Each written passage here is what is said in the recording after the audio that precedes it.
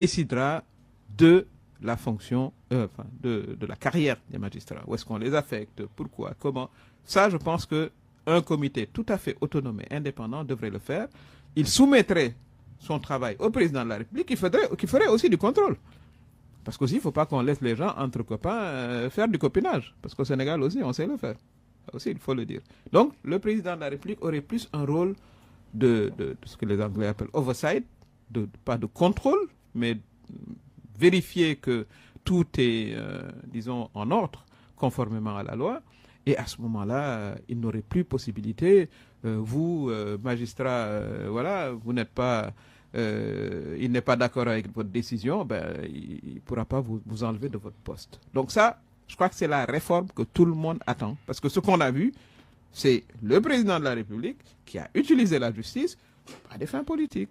Donc, et je crois que, comme vous l'avez dit, le président de la République, le Premier ministre, beaucoup de ministres, quelques ministres aussi, hein, d'ailleurs, le chef actuel du gouvernement montre un peu ces signes-là. Je parlais de tout ce qu'il brandit, bande les muscles, discours corsé, contre la presse par exemple. Oui, mais bon, je pense que, vous savez, entre les politiciens et la presse, c'est du « je t'aime, moi non plus ». Et bon, on va essayer de pousser un peu le « je t'aime » plutôt que le « moi non plus ». Mais ça, c'est... Dans toutes les démocraties, il en est ainsi. Hein. Vous avez tellement d'exemples. Ça date pas d'aujourd'hui, d'ailleurs. Mais bon, je pense qu'on gagne tous les deux, quand j'ai tous les deux catégories d'acteurs, à quelque part trouver notre point d'équilibre. Notre point d'équilibre, c'est que nous, quand on fait de la politique, c'est vous qui relayez nos actions, c'est vous qui informez l'opinion, mais vous n'oubliez pas que vous êtes des citoyens ordinaires comme vous et moi. Et que vous êtes astreint aussi à les obligations de tous les citoyens. Donc, je pense qu'on va y aller. Bon, il y a des moments où il y a de la surchauffe, hein, mais bon, on l'a dépassé, je crois. Et c'est comme ça qu'il faut que tout le monde le prenne. On va travailler ensemble. Vous relativisez ce qui s'est passé. Vous relativisez. Oui, je relativise. Et puis bon, je pense qu'on est amené à travailler ensemble, politiciens, voilà, et presse. Et je pense qu'il faut le prendre comme ça. Maintenant, la presse a des obligations aussi. Comme moi, j'ai des obligations. On va parler des impôts. Mais je vous apprends que moi, on avait bloqué mes impôts, mais mon compte bancaire pendant 2 mois. J'étais envoyé spécial de Macky Sall. Vous m'avez pas entendu me plaindre. Mais tous mes comptes étaient bloqués au Sénégal. C'était sous le directeur général Sherba. Parce que, bon, j'avais un petit retard. Parce que, bon, parfois, la vie est dure. Hein. On a du mal à équilibrer ses comptes, etc. Bon, je me suis rapproché du fisc, j'ai négocié avec eux, j'ai payé et j'ai continué ma vie de citoyenne. Donc c'est comme ça qu'il faut le prendre. Je pense qu'il faut vraiment, en football, on dirait mettre balle à terre et bon, à continuer à nous fréquenter, avec chacun dans la spécificité de son action. Avec quel mode opératoire parce que vous semblez appeler à l'apaisement dans les relations entre le pouvoir et la presse. Mais bien sûr, je pense que c'est ce que nous devons faire. Je pense que, je l'ai dit tout à l'heure, le pouvoir a besoin aussi que la presse relaie ce qu'il est en train de faire, que les messages que l'on veut faire parvenir aux populations, elles passent par vous, elles passent par la presse, etc. Et on a besoin aussi d'un climat de sérénité. Vous n'avez pas remarqué que le Sénégal est beaucoup plus serein depuis 2 mois, quoi qu'on dise. Bon, on a toujours nos problèmes à régler, mais cette sérénité-là, je pense qu'il faut qu'on y travaille tous. On aura toujours nos contradictions. Voilà, personne n'aime payer ses impôts, mais il faut que tout le monde fasse l'effort de les payer. Moi, vous, tout le monde. Et à ce moment-là, bon, ceux qui ont des difficultés, on verra bien, parce qu'il y a toujours avec le fisc la possibilité de payer à tempérament, mais ça c'est une question tout à fait légitime aussi. Oui, et il ne faut pas voir ça, à mon avis, comme une attaque. Non. Il y a peut-être pas besoin de mettre en branle la machine fiscale sur les entreprises de presse, comme cela est en train d'être fait aussi, non? Mais moi j'ai eu la machine fiscale contre moi, un individu. Contre moi. Un individu, et j'étais membre de la majorité. Hein. Bon, je ne sais pas si les autres d'ailleurs ont eu le même traitement, mais en tout cas moi je l'ai eu, parce que bon, j'avais des revenus extérieur, je louais, etc. Et puis bon, comme j'ai dit, c'était un peu difficile. J'ai eu un peu de retard. On m'a bloqué mes comptes. Vous parlez de vos comptes Oui, on me les a bloqués pendant 2 mois. Et je peux vous dire que c'était pas agréable, mais bon. Après, j'ai trouvé les moyens de certainement réduire mon train de vie et de me mettre à jour. Parce qu'il ne me viendrait pas à l'idée aux États-Unis de ne pas payer mes impôts.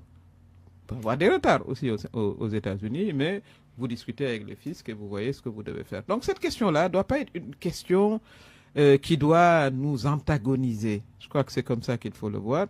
Je pense qu'il y a besoin d'avoir des ressources, parce que les caisses aussi, quand elles sont vides, écoutez, il faut que tout le monde paye ses impôts, pas seulement les entreprises de presse, je crois que toutes les entreprises, et surtout les entreprises, moi à mon avis, multinationales. Ça c'est aussi un grand débat sur le fisc. Il faut que les multinationales se mettent à payer leurs impôts ici, et qu'ils ne le rapatrient pas systématiquement. Ça, c'est une question centrale qui va entraîner, beaucoup de gens vont se mettre en colère, vont s'offusquer, etc. Mais le débat aujourd'hui, au niveau international... Une réglementation qui l'impose. Ah oui, mais bon, vous savez, les multinationales, c'est ce qu'elles refusent de faire. Elles vont payer leurs impôts chez eux. Et pourquoi?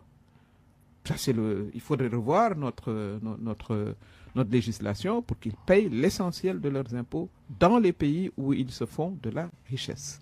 Ça, c'est également une autre question. Vous avez la question du secteur informel. Vous savez, la question des impôts, c'est une question large. Parce qu'il faut en discuter, parce que c'est très simple. Nos États doivent faire des routes, des hôpitaux, des dispensaires, réduire le train de la vie, comme ça vient d'être fait, et je m'en félicite. Mais d'où l'argent va venir? Vous pouvez emprunter, mais vous ne pouvez pas que emprunter. Ça vient des impôts que les citoyens payent. C'est pour ça qu'aux États-Unis, quand vous ne payez pas vos impôts, mais vous savez, ils n'ont jamais pu prendre Al Capone sur toutes les tueries qu'il a ordonnées, les trafics, etc. Ils l'ont pris sur les impôts. Donc, parce que c'est une question centrale. Donc, il faut qu'il y ait de l'éducation aussi à tout cela, à l'impôt, que les gens sachent qu'il faut qu'ils payent. Le secteur informel, il faut trouver une formule. Est-ce que c'est un impôt forfaitaire selon la taille de votre entreprise, etc. Mais en tout cas, pour ce qui concerne la presse, ça ne doit pas être un casus belli entre le gouvernement et la presse. Nous sommes, comme j'ai dit, un couple condamnés à vivre ensemble, et dans tous les couples, parfois, bon, il y a des grincements. C'est comme ça que je le prends. Il n'y a pas que les impôts dans la vie d'un État. Encore que, oui, les entreprises, elles doivent s'acquitter de leurs obligations fiscales. Il n'y a même pas de débat possible là-dessus. Mais quel est l'environnement économique dans lequel ces entreprises évoluent? Vous parlez des États-Unis, qu'il faut payer les impôts. Ces mêmes États-Unis qu'on voit soutenir leur secteur privé, booster les entreprises, faire du dumping parfois. Oui, mais Monsieur Fall, vous savez, les États-Unis, ça a quand même combien d'années d'existence là? 300? Bon, nous on a 63 ans d'existence, 64 ans cette année. Jamais trop tôt pour bien faire, non? Voilà, mais c'est ça. Il faut payer ses impôts, ça c'est un bon début. Il faut soutenir les entreprises. Oui, il faut les soutenir, il faut industrialiser le pays. Le nouveau gouvernement, il est là que depuis 8 semaines, 9 semaines. Il faut quand même être un peu plus tolérant et patient quand même. Je considère qu'ils ont pris des actes très importants, parce que c'était audacieux d'aller vers une tentative de baisse des prix. Ça, je pense qu'il faut vraiment le saluer, et c'est cette volonté de soulager justement les Sénégalais.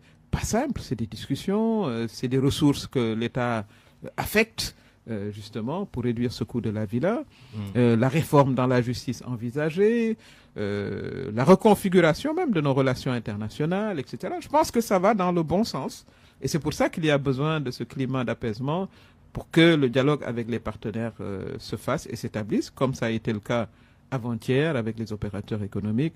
Ça se fera avec la presse, certainement, mais la presse va devoir s'habituer à payer ses impôts et à se considérer comme des acteurs comme tous les autres.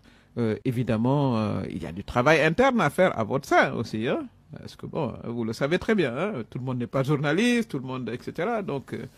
mais tout cela, moi, je souhaiterais que ça se fasse dans un climat de partenariat apaisé, parce on sort de mois de tension, avec des pertes en vies humaines, et ce que les Sénégalais veulent voir, c'est justement plus d'apaisement, et que les acteurs aussi soient à la hauteur de leurs responsabilités, que chacun, fasse ce qu'il doit faire, parce qu'ensemble, c'est ensemble qu'on va construire ce pays. Je ne vois pas comment ça peut se faire autrement. Les enquêtes sur les comptes publics, la gestion du pays par Macky Sall et ses équipes, vous avez dit pas question d'impunité. Votre gestion à la tête du Conseil économique, social et environnemental, l'inspection générale d'État qui aurait constaté que vous avez utilisé près de 2 milliards 200 millions de francs CFA vers les destinations inconnues. La presse qui en a parlé au mois de janvier a affirmé que l'IGE avait d'ailleurs fait une note confidentielle adressée à Macky Sall, alors président de la République. Ça, c'est absolument faux. Ça, c'est de la contre-information. Et ceux qui publient ces informations, vous voyez jamais un individu en parler. C'est on aurait dit, on aurait fait, parce qu'ils savent tout de suite que c'est la plainte au tribunal.